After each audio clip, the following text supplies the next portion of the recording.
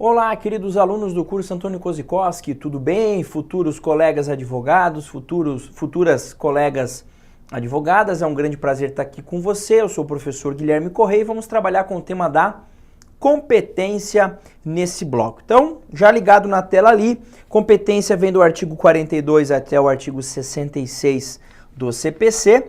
E aí vamos analisar alguns aspectos importantes sobre competência. O primeiro ponto que eu destaco ali é o princípio da perpetuação da competência. Esse princípio aí ele é conhecido também como princípio da perpetuatio jurisdictionis, quer dizer em síntese o seguinte: você verifica a competência ou a incompetência do juízo no momento do ajuizamento da demanda. Vamos imaginar que a competência seja domicílio do réu. Legal, eu ajuizo no domicílio do réu hoje. No meio do processo o réu muda de localidade. Eu preciso remeter os autos para essa nova localidade? Não.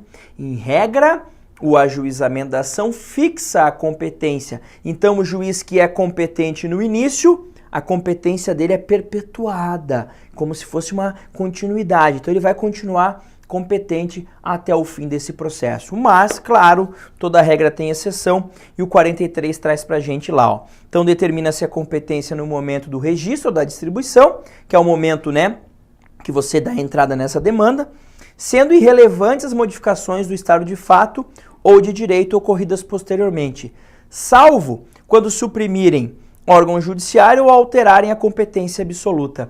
É óbvio que se o órgão judiciário que está com o teu processo não existe mais, aí é evidente que tem que ir para uma outra localidade ou alterar regra de competência absoluta. Vamos imaginar que você tem um processo que está tramitando na justiça estadual, por alguma razão, e de repente tem uma emenda constitucional que transforma aquela causa de incompetência da Justiça Federal. Em princípio, isso vai ser remetido para a JF, salvo se tiver alguma regra de transição aí no meio do caminho. Beleza? Vamos avançar, vamos para a próxima tela ali para falar de um tema, opa, deu uma travadinha aqui, de um tema novo ali, ó, um tema novo para a aula, remessa dos autos à Justiça Federal. Olha lá, tramitando o processo perante outro juízo, os autos serão remetidos ao juízo federal competente, se nele intervier a União, suas empresas públicas, entidades autárquicas e fundações ou conselhos de fiscalização, por exemplo, a OAB, o CREA, o CRM, por aí vai,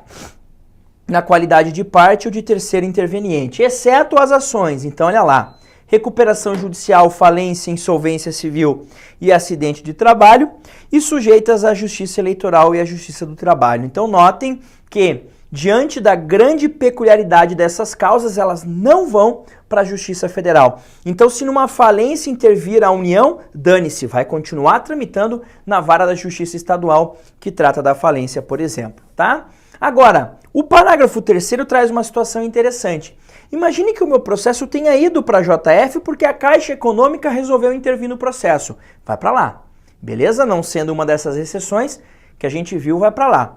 Só que em dado momento, a Caixa Econômica ela é excluída do processo, ela é retirada do processo. O que acontece com os autos são devolvidos para a Justiça Estadual. É o que nós temos no parágrafo 3º ali, ó. O juízo federal restituirá os autos ao juízo estadual sem suscitar conflito se o ente federal cuja presença ensejou a remessa for excluído do processo. A lógica é a seguinte: esse processo só estava na Justiça Federal porque tinha a atuação de determinado ente. Como não existe mais a atuação desse ente, não faz mais sentido manter o processo aqui, eu remeto lá para a Justiça Estadual.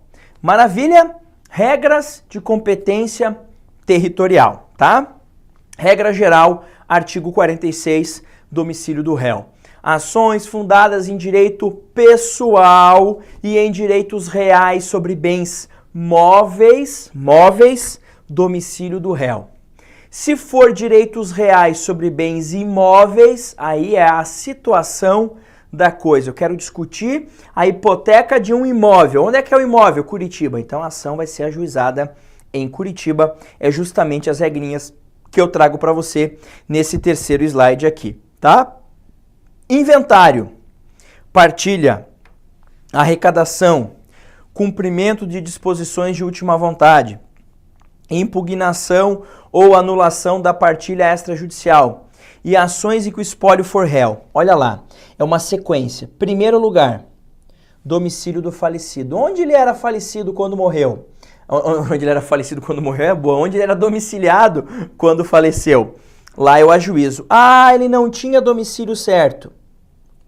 Foro de situação dos bens imóveis. Eu vejo onde estão os imóveis dele. 3. Professor, ele tem vários imóveis em vários locais diferentes aí, ó. Foro de qualquer dos imóveis. E se ele não tiver bens imóveis, aí foro do local de qualquer dos bens do espólio. Essa regra das que eu falei agora para você de competência territorial é a mais quente, é a fervendo para a tua prova, porque mudou em relação ao CPC 2015, tá? Lá tinha uma regra de último caso onde ele faleceu. Aqui não tem mais isso. Então, domicílio da onde o último domicílio do falecido, não tinha domicílio certo, local dos bens imóveis, tá? Imóveis em vários locais, qualquer dos locais, não tinha bens imóveis, é o local, né, o foro de situação dos bens móveis, tá?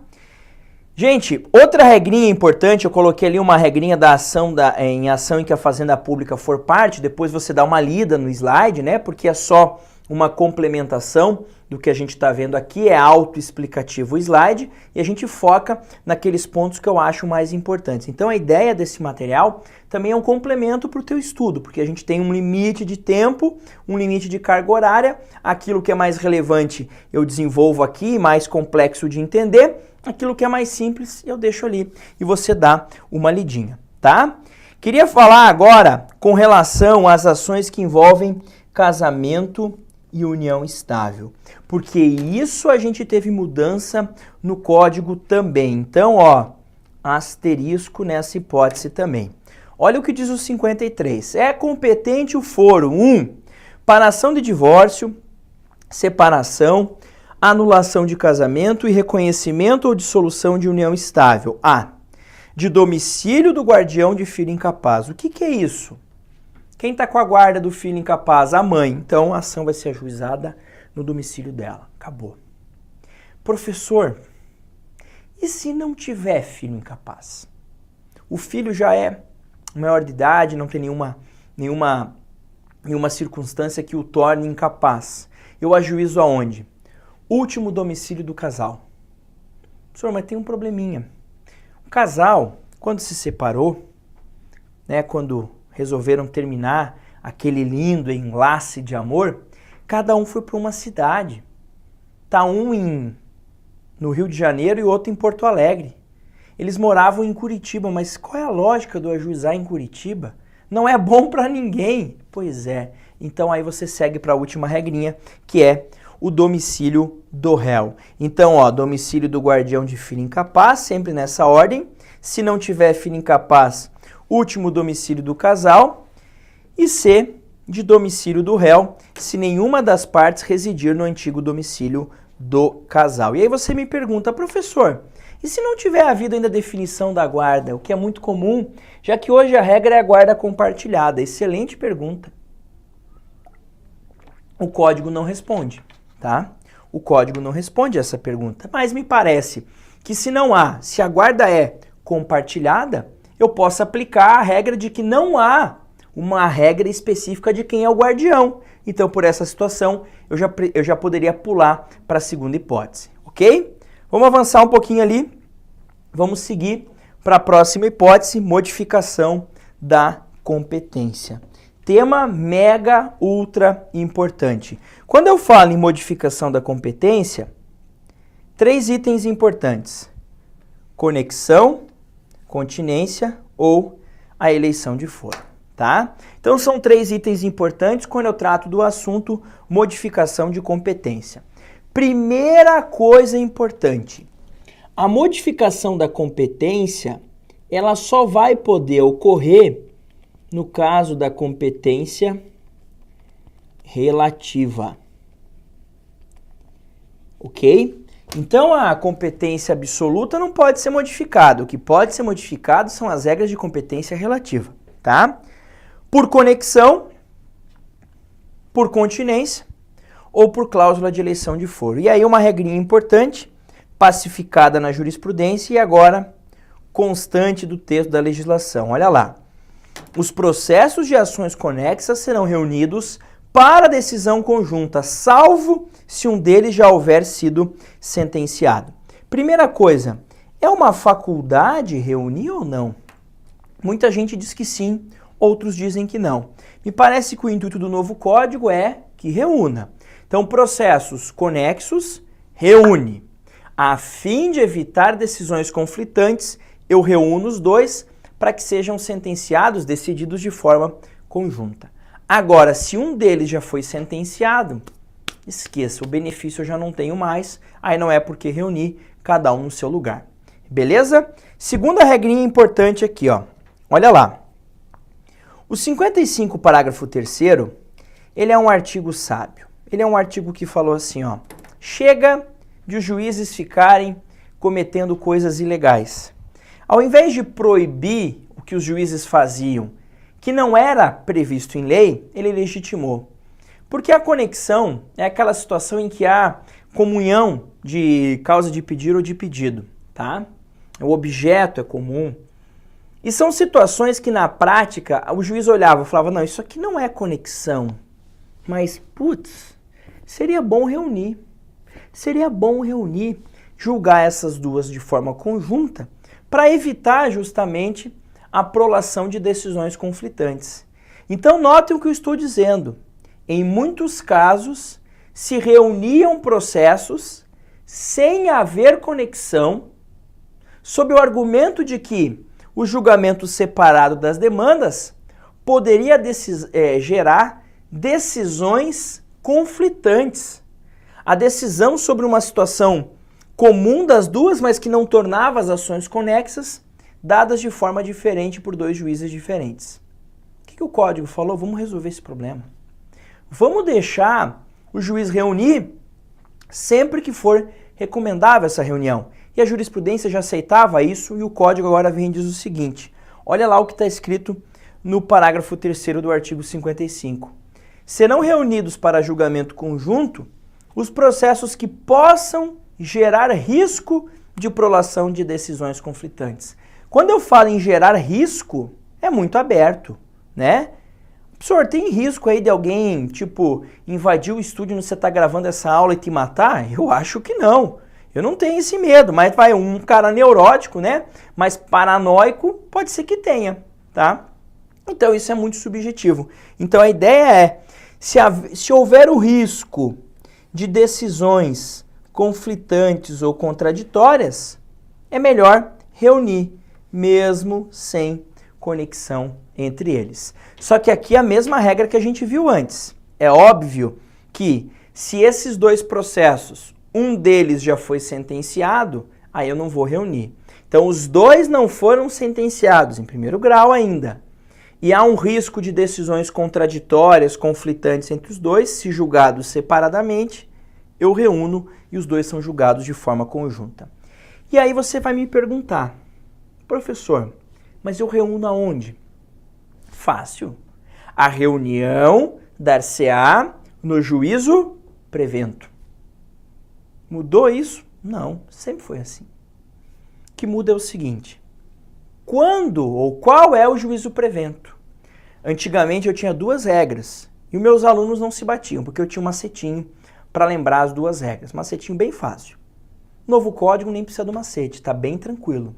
Então a ideia é a seguinte, independente de onde estejam essas ações, porque antes assim, se as duas ações estavam na mesma localidade, as duas ações em Curitiba, em varas diferentes, eu tinha uma regra, tá? Era o primeiro despacho válido que tornava, o primeiro despacho positivo, na deferida inicial, que tornava o juízo prevento. Agora, se eram localidades diferentes, uma em Curitiba, outra em Londrina, era a primeira citação válida. Novo código resolveu. Juízo prevento é aquele em que houve o registro ou a distribuição. Olha lá, tá? Então, eu queria falar antes da continência, o slide que eu vou falar ali da continência, depois a gente vê. Então, essa reunião, tá? Essa reunião ela vai ser feita no juízo onde houve o registro ou a distribuição. Professor, então ficou duas regras? Não. Registro, gente, vai ser feito do processo onde não tenha mais do que uma vara. Entrei com a inicial, se tiver mais do que uma vara, primeiro se distribui, depois se registra. Acabou, tá? Se tiver uma vara só, já registra na hora. Então, depende do que acontecer primeiro, o registro ou a distribuição. O que acontecer primeiro torna o juízo prevento. Sejam duas ações que estão na mesma cidade ou em localidades diferentes, tá? Agora, sobre a continência, tem um lance complicado aqui que o código mudou e que eu acho importante que você saiba. A continência é aquela situação, lembra das aulas de matemática da escola, dos conjuntos? O conjunto A está contido no conjunto B. Tinha os sinalzinhos assim, né, que alternava, isso era bem bacana. Né? O conjunto A está contido no B, portanto B contém o A. Continência é a mesma coisa. Os pedidos de uma ação são tão grandes, mas tão grandes mesmo, que eles abrangem os pedidos da outra ação. Vamos imaginar a seguinte situação. Eu entro com uma ação pedindo a nulidade da cláusula 4 de um contrato, tá? Por quê? Porque eu acho que esse contrato é nulo, a cláusula 4 é nula, papapá, é um contrato que tem lá firmado com 3 pessoas, né? 2 de um lado e uma de outro. E o outro cara desse contrato entra com uma ação para declarar a nulidade de todo o contrato. Todo o contrato. Você tem uma ação que pede a nulidade da cláusula 4 e uma ação que pede a nulidade de todo. A que pede nulidade de todo acaba abarcando a cláusula 4, sim ou não? Sim. Por isso essa ação contém a outra, ou o pedido dessa ação contém o outro. É um caso típico de continência. E antigamente, causas continentes eram reunidas também no juízo prevento. Mas cuidado. O novo código diz o seguinte agora. Depende de qual ação foi proposta primeiro. Eu tenho uma ação que é a maior zona, que é a fortona, que é a chamada ação continente. E eu tenho a ação menorzinha, que é a contida. É até fácil lembrar, né? A continente, pensa num continente, algo grande. Ah, ela é uma pessoa contida, é uma pessoa, né, retraída, é um pouquinho menor. Tá. Se a ação continente for ajuizada em primeiro lugar, depois vier a contida, então a continente é a grandona, a contida é a menorzinha, veio depois. A contida será extinta sem resolução do mérito e vai seguir o processo só com a continente. Se for o contrário, ajuizei a contida, depois veio a continente, reúne-se as duas causas no juízo prevento, tá? Então cuidado, no caso da anulação do contrato, ação 1, ajuizada antes, em primeiro lugar essa ação, nulidade da cláusula 4, ação 2, nulidade de todo o contrato, as duas são reunidas. Porque a menor veio antes. Agora, a ação pedindo a nulidade de todo o contrato existe. Depois de 3 meses, ajuiza-se a ação pedindo a nulidade da cláusula 4. Essa segunda vai ser extinta sem resolução do mérito, ok? E nos outros casos que não extingue, o professor faz o quê? Reúne, e a reunião aí sim tá no juízo prevento. Olha lá. Então, juízo prevento, onde houve o registro ou a distribuição da petição inicial. Isso é considerado o juízo prevento para fins de reunião das causas conexas ou continentes. Maravilha? E a outra hipótese de modificação de competência é a cláusula de eleição de foro. Cláusula de eleição de foro. Essa cláusula de eleição de foro, eu brinco, é aqui o embrião, é aqui o espermatozoide, podemos dizer, dos negócios jurídicos processuais que aparecem nesse novo Código de Processo Civil e que a gente vai falar lá quando trabalhar a forma de atos processuais. Então as partes falam, ok, sabemos que existe uma regra que define a competência de um local, maravilha, mas nós queremos escolher a nossa.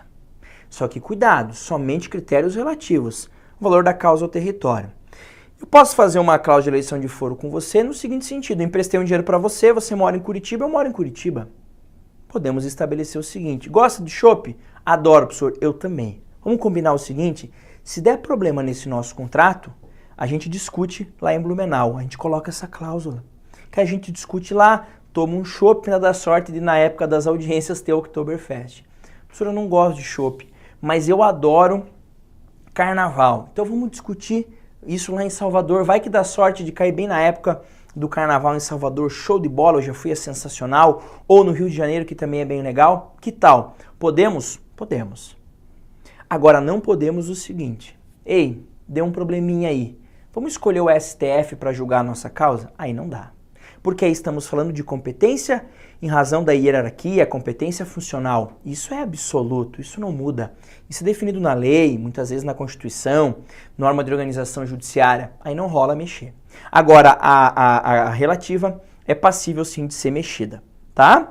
E aí, observações importantes. Formalidade dessa cláusula. Precisa ser instrumento escrito e aludir expressamente a determinado negócio jurídico. Não pode ser uma cláusula genérica, do tipo, todos os problemas que existirem na nossa vida serão resolvidos lá. Não, todos os problemas deste contrato. É por isso que essa cláusula vem num contrato, lá no finalzinho, né? Elegem as partes o foro da cidade de, por melhor que exista outro. Os caras colocam isso daí. É isso que eles estão fazendo, tá? Agora, professor, essa cláusula obriga só quem assinou? Não, olha lá. Herdeiros e sucessores das partes também. Então eu fiz a cláusula, ok? Disse para você que ia discutir lá em Blumenau, maravilha, mas aí eu morro.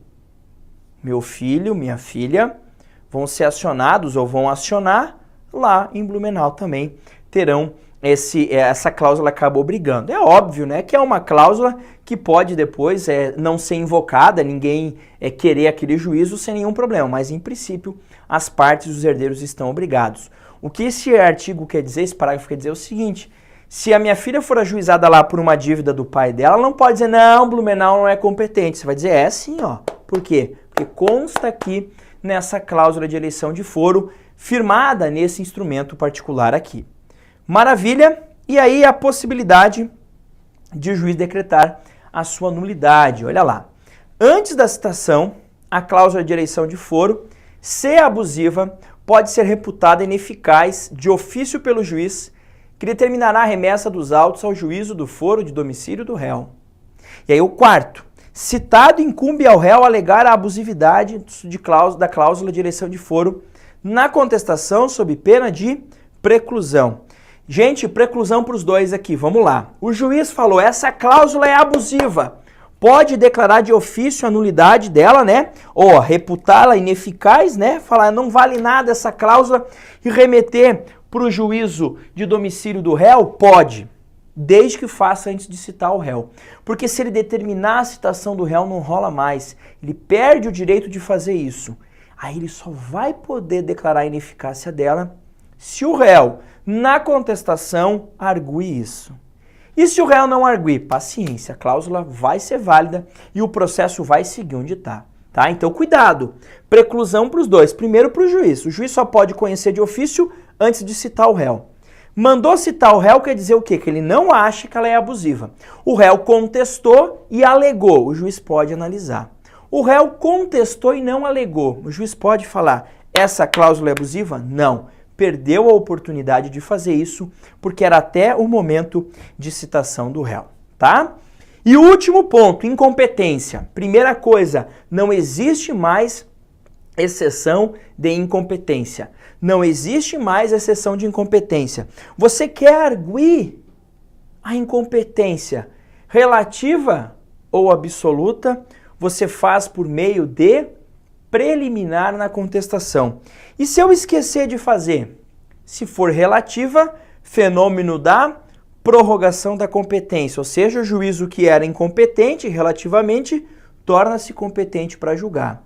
Se for incompetência absoluta, não tem problema, porque você pode arguir em qualquer tempo ou grau de jurisdição e o juiz pode conhecer também em qualquer tempo ou grau de jurisdição de ofício. E lembre-se, a incompetência absoluta ela é tão grave que é possível ajuizar uma ação rescisória alegando a incompetência absoluta do juízo nos termos do 966, inciso 2º, tá? Sobre a alegação de incompetência, duas observações finais. A alegação de incompetência gera de imediato o contraditório e a decisão sobre a questão sem que haja suspensão do processo. Então você vai lá e arguiu a incompetência do juízo. O que ele faz? Contraditório e decide. Contraditório e decide. Não importa a alegação de ser absoluta ou relativa. Declarando que é incompetente. Remessa dos autos ao juízo competente, tá? Em princípio, as decisões dadas pelo juiz incompetente são válidas, salvo decisão judicial em sentido contrário e, eventualmente, substituição de uma decisão dada aqui por outra dada pelo novo juiz. Então não há aquela nulidade automática das decisões dadas pelo juiz incompetente. Beleza? E aí, uma última observação importante. O MP pode arguir a incompetência relativa em qualquer causa que atuar. Ora, se o MP pode arguir a incompetência relativa em qualquer causa, ele pode também arguir a incompetência absoluta? Com certeza. O mais difícil é poder arguir a relativa, e a lei deixa, então, quem pode o mais, pode o menos, tá? Então, pode arguir a incompetência relativa em qualquer caso e também a absoluta, por óbvio, né? Porque a discussão que se tinha no CPC antigo era sobre a possibilidade de o MP arguir a incompetência relativa nas causas, né? E se discutia se podia ou não, né? Aí diziam que era só em benefício de incapaz, o novo código resolve o problema. Duas questões para a gente fechar o bloco. Uma delas, 13º exame de ordem, adaptei, obviamente, ao novo CPC. Então dá uma olhada lá. Lindalva faleceu em Minas em um acidente durante a prática de montanhismo. Não tinha feito testamento, mas deixou 2 filhos maiores que residem em 2 estados da federação. Apesar de não ter domicílio certo, nem possuir bens imóveis, deixou bens móveis situados nos estados da Bahia e de Mato Grosso. A respeito da ação de inventário, de acordo com o que dispõe o CPC 15, assinale a alternativa correta. Então vamos lá. A ação de inventário deve ser ajuizada no foro de domicílio dos filhos de Lindalva, pois são eles os inventariantes. Nada a ver, bobagem. O que eu disse para vocês? Domicílio do falecido, não tinha domicílio certo. Não tinha domicílio certo, local dos bens imóveis, não tem.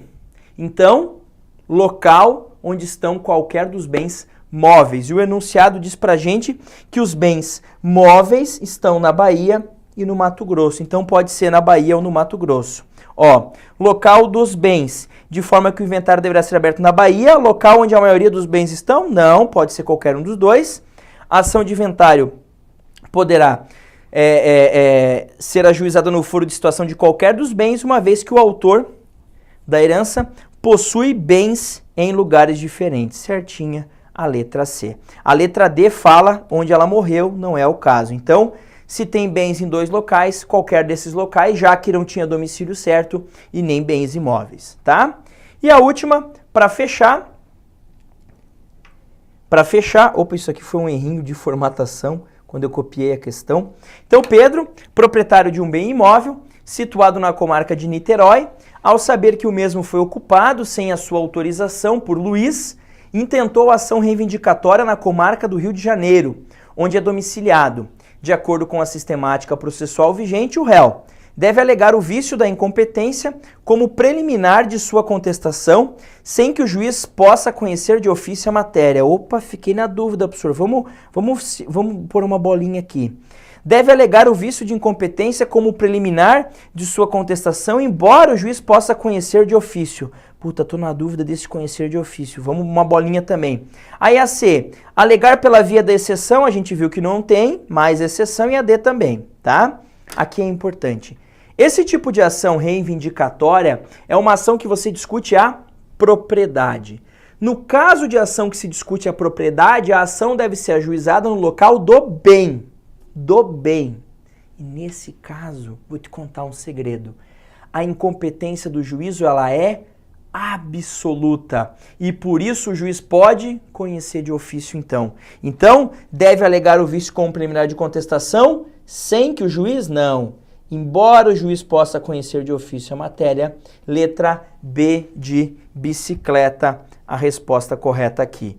Então, essa daqui, letra C, e a outra, a letra B de bicicleta. Beleza? Nesses casos de ação que envolvem a situação do bem, a competência ela é absoluta e não relativa, apesar de ser territorial. Maravilha? Um grande abraço e até as próximas aulas.